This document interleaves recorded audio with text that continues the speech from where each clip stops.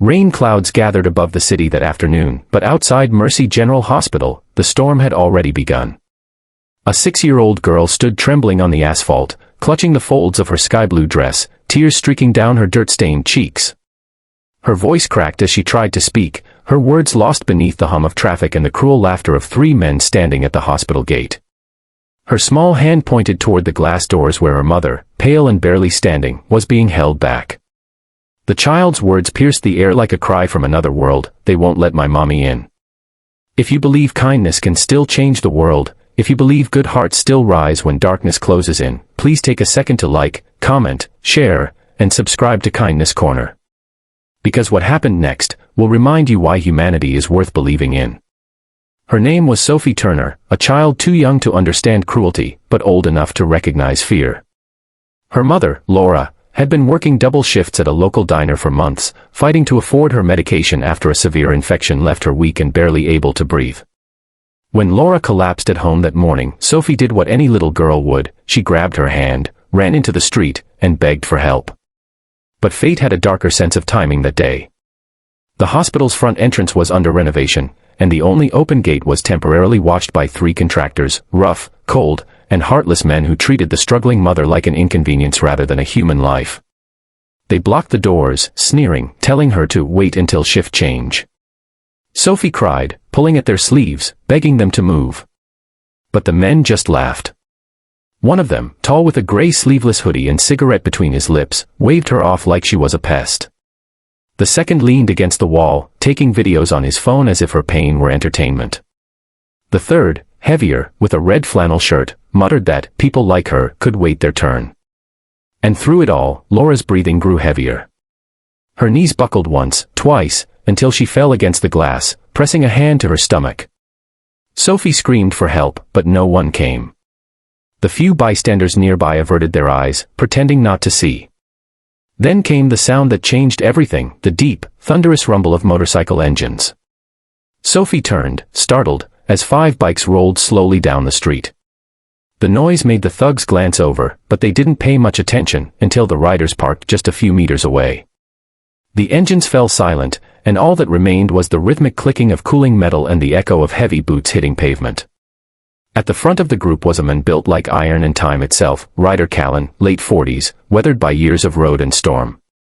His beard was streaked with gray, his arms inked with memories of battles fought and brothers lost. The black leather vest he wore bore 2 simple patches, Hell's Angels and RL.CHLLS. His eyes, sharp and cold, scanned the scene, the crying child, the men at the gate, the woman collapsing by the glass. For a long second, no one moved. Sophie took a step forward, wiping her tears, her voice trembling. "Please," she said, "those men won't let my mommy in the hospital." Ryder crouched down in front of her, his leather creaking as he met her eye to eye. The child's trembling reflection shimmered in his mirrored sunglasses. Then, quietly, he stood, and the look in his eyes changed everything. Without a word, he handed his gloves to one of his men, turned toward the hospital, and began to walk. The others followed, spreading out like a storm front moving over a field. The 3 thugs froze. Their laughter died mid-breath. Ryder's boots echoed against the asphalt, steady and deliberate, until he stood right before them. "Move," was all he said, his voice low, gravelly, final. The man in the hoodie sneered and tried to speak, but Ryder's stare cut him down faster than words. Behind him, his brothers stepped closer, their tattoos gleaming under the sun, their faces unreadable. The largest of them, a bald giant named Mace, rested one hand on a parked motorcycle, silent, but every muscle tense. The second, younger biker with long brown hair, folded his arms and tilted his head, waiting. It didn't take long.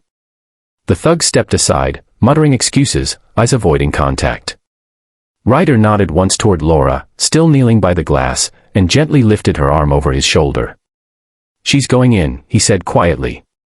The automatic doors slid open without another sound. Inside, the staff rushed to help.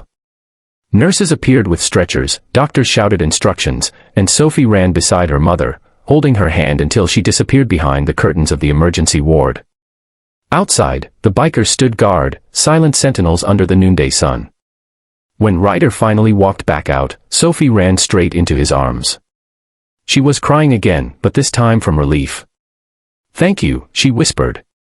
He smiled faintly, brushed her hair back, and told her, "You're braver than most grown men I know."